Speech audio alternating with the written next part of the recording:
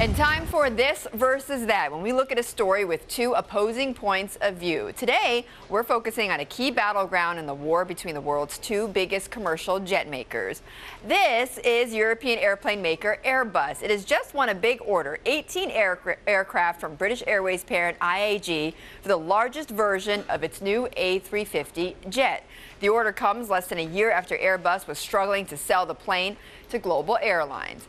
That is Airbus's main rival, Boeing. Demand for the A350 is being driven by airlines that are looking to replace long-range Boeing 777s. The U.S. plane maker is now considering a revamped version of the 777, which could be launched by the end of this decade. But the new Airbus plane is also a threat to Boeing's 747. British Airways says the aircraft will help it phase out aging 747 jumbo jets.